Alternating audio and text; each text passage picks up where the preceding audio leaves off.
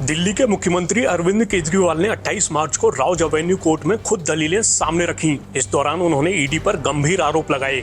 आबकारी नीति से जुड़े मामले में गिरफ्तार किए गए केजरीवाल ने पूछा कि क्या किसी मुख्यमंत्री को गिरफ्तार करने के लिए 4 बयान पर्याप्त हैं? उन्होंने अदालत में क्या क्या कहा, हर बड़ी बात बताएंगे, मगर पहले ये जान लीजिए कि कोर्ट ने 1 अप्रैल तक केजरीवाल की ईडी रिमांड को बढ़ा दिया है।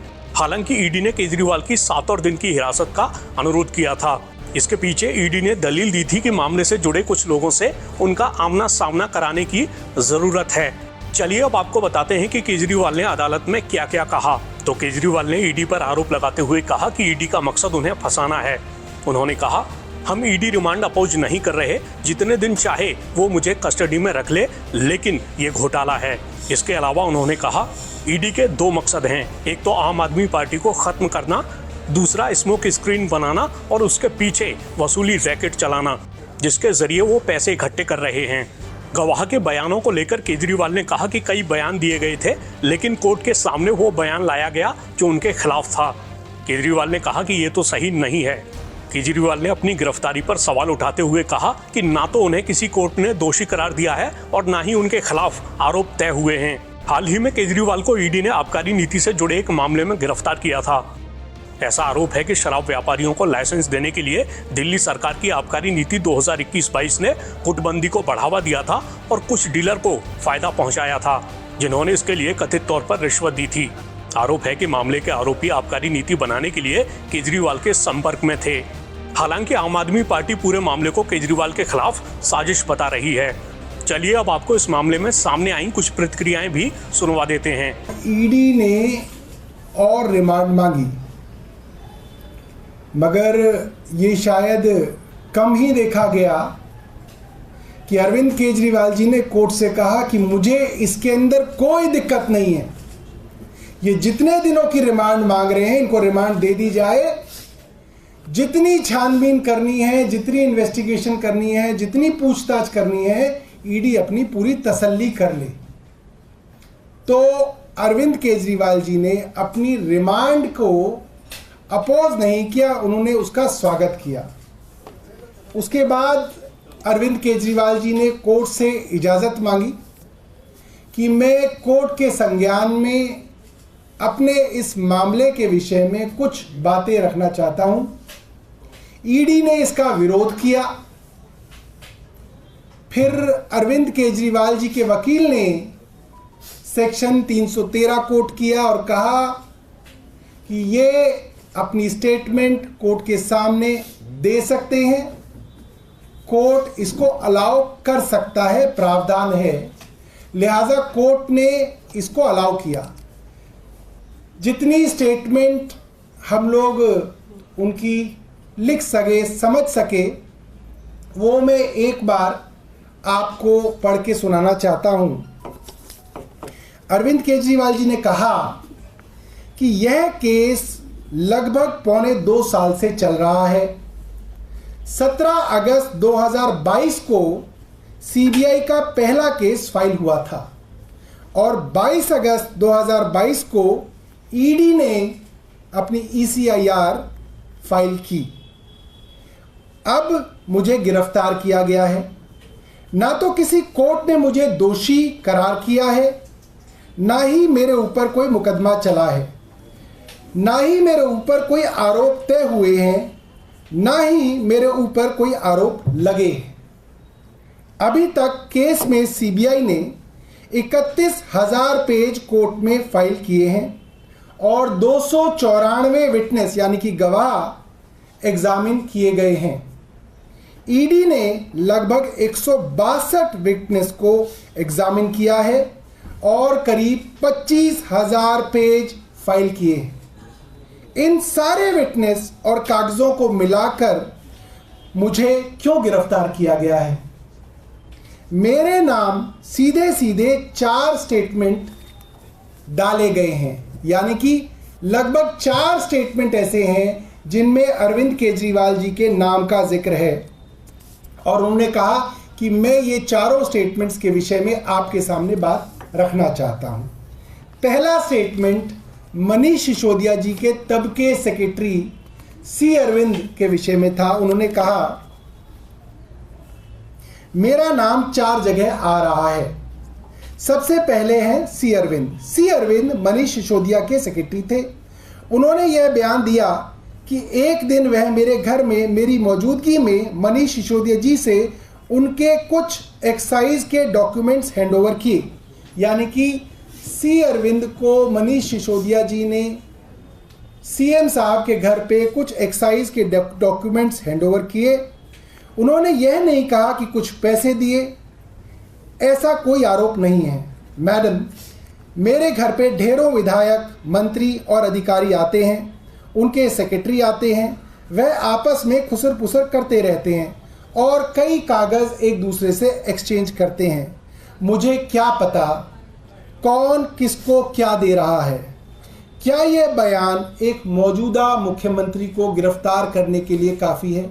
उन्होंने कोर्ट के सामने अपना ये सवाल रखा। उसके बाद उन्होंने दूसरे गवाह के ऊपर आए, जिनका नाम है मुगुंटा श्रीनिवास रेड्डी, जिनको MSR भी कहते हैं, जो जगन रेड्डी की पार्टी के सांसद थे। MSR एक दिन 16 मार्च 2021 को 4:30 बजे उनके दफ्तर में आए। इससे पहले उन्होंने 10 दिन पहले अरविंद केजरीवाल जी को चिट्ठी लिखी कि मैं एक सांसद हूं, मुख्यमंत्री से मिलना चाहता हूं। अरविंद जी कह रहे हैं मेरे ऑफिस में उन्हें 10 दिन बाद मिलने का समय दे दिया गया। वह 4:30 बजे मेरे पास मिलने के लिए आए।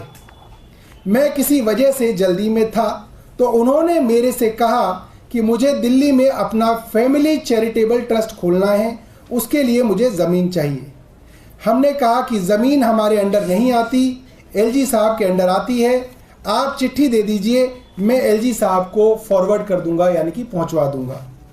16 सितंबर 2022 को उनके घर पे रेड पड़ी। उनसे पूछा जाता है कि क्या आप अरविंद केजरीवाल जी से मिले? उन्होंने कहा कि जी हाँ, मैं मिला और मैंने अरविंद केजरीवाल जी से अपनी फैमिली के ट्रस्ट के लिए ज़मीन मांगने की बात कही थी। 16 सितंबर, ये जो स्टेटमेंट है, ये 16 सितंबर 2022 को सेक्शन 17 में ली गई थी। ये एक PMLA का सेक्शन है। 5 महीने बाद यानी कि 10 फरवरी को उनके बेटे को गिरफ्तार कर लिया जाता है। मुगुंटा रेड्डी के बेटे को गिरफ्तार किया जाता है। उसके बावजूद वे अपने पुराने स्टेटमेंट पे कायम रहते हैं। जब 5 महीने तक उनका बेटा गिरफ्तार रहता है तो बाप टूट जाता है। 16 जुलाई को उसके पिता अपना स्टेटमेंट बदल लेते हैं, यानी कि राघव के पिता मुगुंटा रेड्डी अपना स्टेटमेंट बदल लेते हैं। बीच में ईडी के लॉयर ने फिर से अरविंद केजरीवाल जी को रोकने की कोशिश की, हल्ला गुल्ला हुआ। अरविंद केजरीवाल जी ने कहा, राजू जी, मैं आपका आशीर्वाद चाहता हूँ। Mister Raju, I need your blessings, please मुझे बोलने दीजिए। और फिर किसी तरीके से दोबारा अरविंद जी ने अपनी बात शुरू की। उन्होंने कहा 16 जुलाई को अपना बयान वे बदल लेते हैं। एक बाप अपने बेटी की गिरफ्तारी के बाद अपना बयान बदलता है और 18 जुलाई को उनका बेटा छूट जाता है। उसके बाद उनका और कोई नया स्टेटमेंट रिकॉर्ड नहीं किया जाता। जो बयान बार बार हो रहे थे उनमें कोई भी बयान अरविंद केजरीवाल जी के खिलाफ नहीं था, इसलिए बार बार नए बयान लिए गए।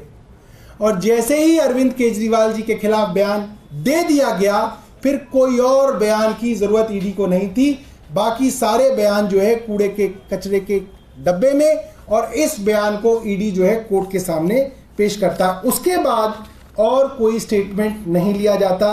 बयान पे बयान हो रहे थे, पर जब तक वो मेरे साथ मेरी मदद के बयान दे रहे थे जिसमें मेरे खिलाफ कुछ नहीं था, तब तक ईडी को उस पर एतराज़ था। और जैसे ही वह मेरे खिलाफ बयान देते हैं, उनका बेटा छूट जाता है और उनके और बयान लेने बंद हो जाते हैं। और 3 अक्टूबर को उनका माफ़ीनामा हो जाता है, यानी कि वो सरकारी गवाह अप्रूवर बन जाते हैं। ईडी और केंद्र सरकार का मिशन कामयाब हो जाता है। अब तक मैंने 2 गवाहों के विषय में बताया, अब मैं तीसरे गवाह पे आता हूं। फिर अरविंद जी ने कहा इनका मकसद साफ है, ईडी का मकसद साफ है, वो केवल और केवल मुझे फंसाना चाहते थे। सेक्शन 50 में 3 स्टेटमेंट हैं, तीनों बराबर हैं। उनमें से एक स्टेटमेंट को कैसे तवज्जो दी जा सकती है? Each statement carries equal gravity. क्या जांच की गई है और इनमें से एक सही है बाकी गलत है? इस निर्णय पे ईडी कैसे पहुंची? इस निर्णय पे कोर्ट कैसे पहुंचेगा कि अगर 3 स्टेटमेंट सेक्शन 50 में ईडी ने एक ही आदमी से ली है, वो अलग अलग हैं, तो एक ईडी को उठा ले उस स्टेटमेंट को और वो कोर्ट में दे दे कि साहब ये स्टेटमेंट सही है क्योंकि ये अरविंद केजरीवाल के खिलाफ है, ये 2 स्टेटमेंट अरविंद जी के साथ है इसलिए ये खारिज है। इसकी जांच कोर्ट कब करेगा, कैसे करेगा? अरविंद जी ने ये सब सिर्फ उन चीज़ों को लगाया गया है, बाकी 2 स्टेटमेंट जो अरविंद केजरीवाल के खिलाफ नहीं है, उन 25,000 पेजों में से वो पेज हटा लिए गए हैं। आखिर ऐसा क्यों है? यह तो गलत है। कोर्ट के सामने तीनों स्टेटमेंट लाए जाने चाहिए ताकि कोर्ट इस चीज को डिसाइड करे कि कौन सा स्टेटमेंट कोर्ट माने और कौन सा स्टेटमेंट कोर्ट ना माने। इसके बाद अरविंद केजरीवाल जी तीसरे गवाह की तरफ बढ़ते हैं, जो मुगुंटा रेड्डी के बेटे हैं, राघव रेड्डी, जिनका जिक्र मैंने किया कि उनको 5 महीने तक गिरफ्तार किया। तो अरविंद केजरीवाल जी ने कहा तीसरा स्टेटमेंट उनके बेटे का है। राघव मुगुंटा से 16 सितंबर को राघव मुगुंटा के यहाँ 16 सितंबर को रेड होती है और उनका बयान लिया जाता है। उनका बयान अपने पिता की बयान की तरह ही होता है, जिसमें वो अरविंद केजरीवाल जी के खिलाफ कोई बात नहीं कहते। 10 फरवरी को उनको गिरफ्तार कर लिया जाता है, यानी कि राघव रेड्डी को। उसके बाद उसके 5 बयान लिए जाते हैं।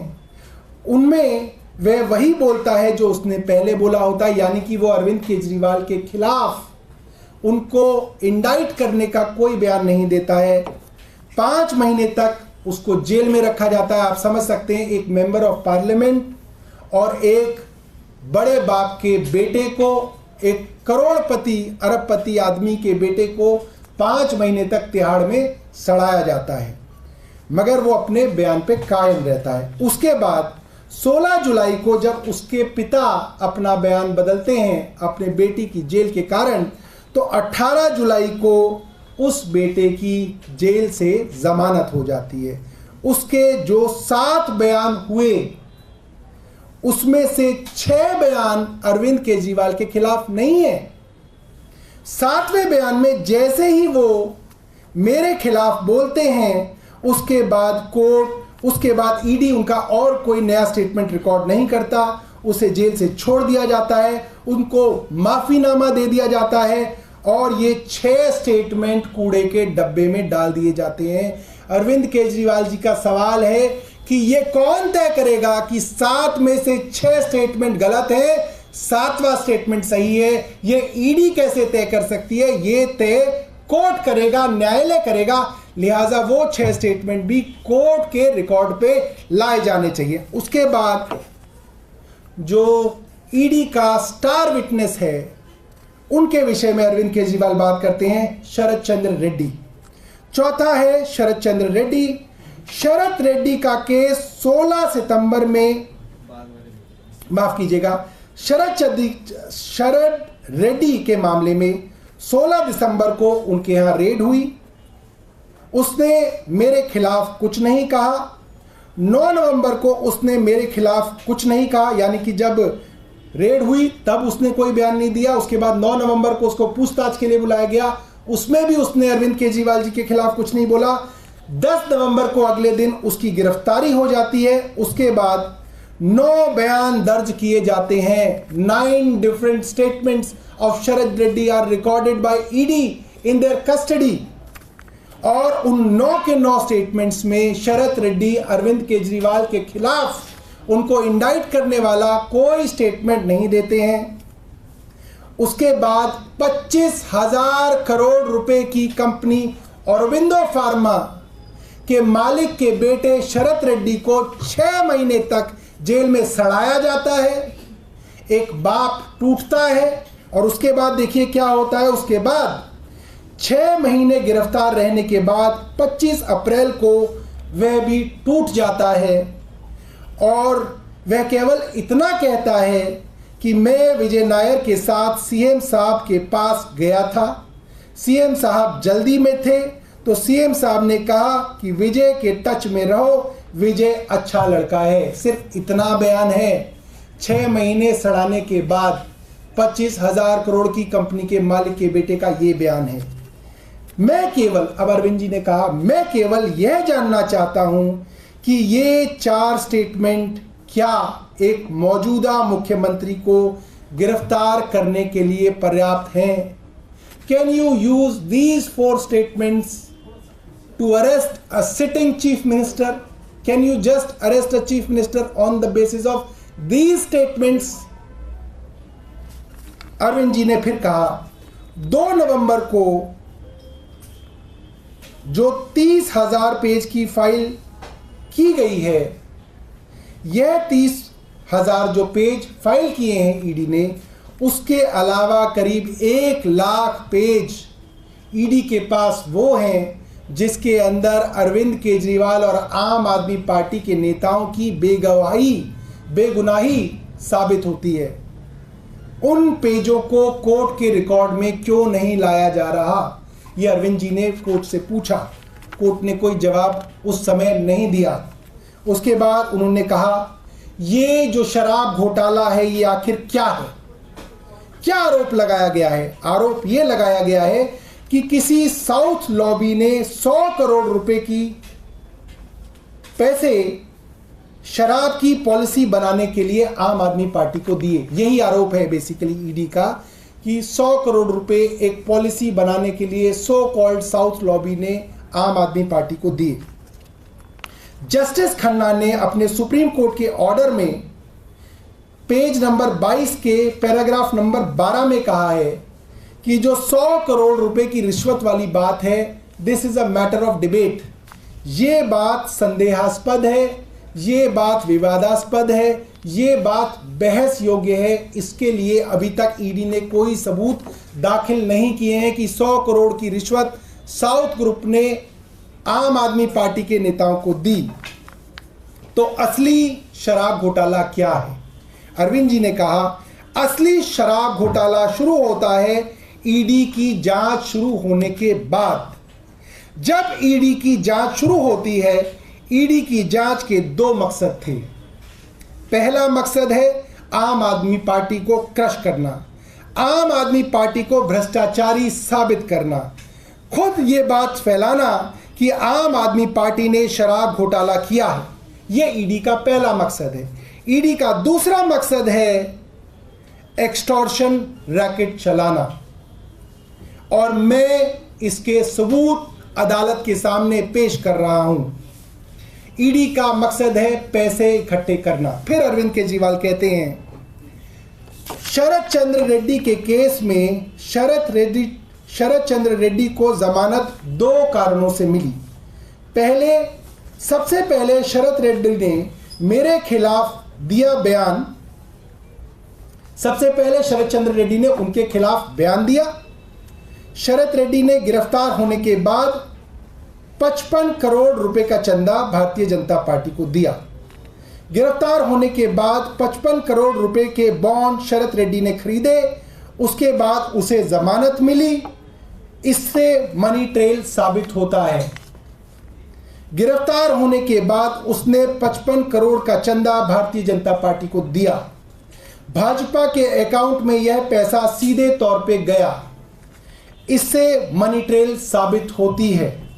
यह पूरी जांच का मकसद था कि एक तरफ आम आदमी पार्टी को क्रश करना, एक स्मोक स्क्रीन क्रिएट करना, आम आदमी पार्टी को भ्रष्टाचारी साबित करना, और इस स्मोक स्क्रीन के पीछे एक्सटॉर्शन पैसे की वसूली करना, जो कि शरद चंद्र रेड्डी की कंपनी औरोबिंदो फार्मा और उसकी सब्सिडरी, जिन्होंने 55 करोड़ रुपए के इलेक्टोरल बॉन्ड खरीद के भारतीय जनता पार्टी को दिए और उनको जमानत मिली और उनको सरकारी गवाह बनाया, इस चीज से साबित होता है। अब इसके बाद अरविंद केजरीवाल जी के वकील ने अदालत से कहा और अदालत से पूछा कि जब इसी मामले में 55 करोड़ रुपए की मनी ट्रेल के सबूत हम दे रहे हैं तो क्या ईडी इसकी जांच करेगी? उसके बाद वकील साहब ने पूछा कि क्या कोर्ट ईडी को यह डायरेक्शन देगी कि ईडी इस 55 करोड़ की मनी ट्रेल की जांच करे? वकील साहब ने कहा there is a concept of court monitored probe. क्या कोर्ट इसकी मॉनिटरिंग करेगा कि ईडी 55 करोड़ रुपए की जांच करे? यह बात कोर्ट के संज्ञान में लाई गई है। मैं, पूरी दिल्ली, पूरा हिंदुस्तान और मैं कह सकता हूं दुनिया के अलग अलग देशों की सरकारें आज इस राउज एवेन्यू कोर्ट की तरफ, भारत की न्याय व्यवस्था की तरफ, हाई कोर्ट की तरफ, सुप्रीम कोर्ट की तरफ देख रही है कि एक सिटिंग चीफ मिनिस्टर ने अदालत में सबके सामने सबूत दिए, क्या अदालत उसकी जांच के आदेश देगी? ये हम देखेंगे और पूरा हिंदुस्तान और पूरा संसार आज इस चीज को देखने के लिए व्याकुल है। आपने कहा था कि अरविंद केजरीवाल भाई साहब कुछ बहुत बड़ा धमाकेदार बयान देंगे, लेकिन ना तो चूहा मिला ना चूहिया, कुछ भी समझ में नहीं आया। क्या केजरीवाल जी कंफ्यूज्ड हैं या हम सबको कंफ्यूज करने की कोशिश कर रहे हैं? क्योंकि सवाल तो यहाँ पे रिश्वतखोरी का है ना, पूरे शराब घोटाले का है, इलेक्टोरल बॉन्ड्स का नहीं है। इलेक्टोरल बॉन्ड्स तो खरीदे जाते हैं एक चेक देकर, बैंक के अंदर जाकर। ये तो छुप छुपाकर कैश के जरिए हवाला ऑपरेशंस के तहत ये तो पैसा दिया जाता है एक तरह से ब्लैक मनी के तौर पर, रिश्वतखोरी के तौर पर। और रिश्वतखोरी क्यों की गई इस मामले में? क्योंकि इसमें मुनाफाखोरी करने दी गई प्राइवेट वेंडर्स को, प्राइवेट लॉबी को। समीर महेंद्रू बने इंडो स्पिरिट्स के जो थे होलसेलर, और बाकी जो रिटेल की कंपनी है साउथ ग्रुप वो बनी रिटेलर्स, और रिटेलर्स की तो इसमें 10 गुना से ज्यादा मुनाफा उनको मिला। जबकि जो सरकार है जिसका राजस्व यानी कि स्टेट रेवेन्यू जो दिल्ली लोगों को मिलना चाहिए था जिसका फायदा, उनको के हाथ तो कुछ भी नहीं आया। तो जो राजस्व इसके तहत मिलता भी था वो भी खत्म हो गया, और बल्कि बहुत ही कम हो गया। और इसमें माना जा रहा है कि करीब 2000 करोड़ के लगभग राजस्व यानी कि रेवेन्यू एक्साइज जो मिल सकता था दिल्ली सरकार को, जिसका फायदा दिल्ली वासियों को होता, वो उनको मिल नहीं पाया। तो ये बात अरविंद केजरीवाल जी प्लीज एक्सप्लेन कर दें कि इलेक्टोरल बॉन्ड्स और रिश्वतखोरी में जो फर्क है और क्यों वो रिश्वतखोरी के केस में पाए गए हैं। दूसरी और जरूरी चीज से पूरा जो मामला है ये शरद रेड्डी के बयान पर सिर्फ आधारित नहीं है, बहुत सारी अनियमितताएं हैं जिसको लेकर सरकार ने जब इसको फ्लैग किया, जो चीफ सेक्रेटरी थे और कांग्रेस पार्टी के भी इसमें बहुत से लोग थे जिन्होंने इसको फ्लैग किया, यानी कि इस पर ध्यान वो लेकर आए और तभी मामला आगे बढ़ा। तो इसका लेना देना शरद रेड्डी से या किसी इलेक्टोरल बॉन्ड से नहीं है, वो सब पोस्ट फैक्टो है। मैं पहले की बात आपसे पूछना चाह रही हूँ, मुझे लगता है ये सवाल आप जरूर उन तक पहुंचाएंगी और उनसे कहेंगी जो बुनियादी सवाल हैं। विजय नायर क्यों गए समीर महेंद्रू के पास, क्यों साउथ लॉबी इधर आई, क्यों होलसेलर्स का इतना मुनाफा हुआ, क्यों रिटेलर्स का तो जबरदस्त मतलब मुनाफा हुआ। जो कमीशन मिलती थी होलसेलर्स को वो 6 से 12% हो गई, जो मिलता था प्रॉफिट रिटेलर्स को वो 10 गुना ज्यादा हो गया। हर एक बोतल पर जो 30 रुपए मिलते थे वो 300 से भी ज्यादा हो गए। तो ये बहुत बुनियादी सवाल हैं और इनका ताल्लुक किसी एक शख्स से और किसी एक इलेक्टोरल बॉन्ड से नहीं।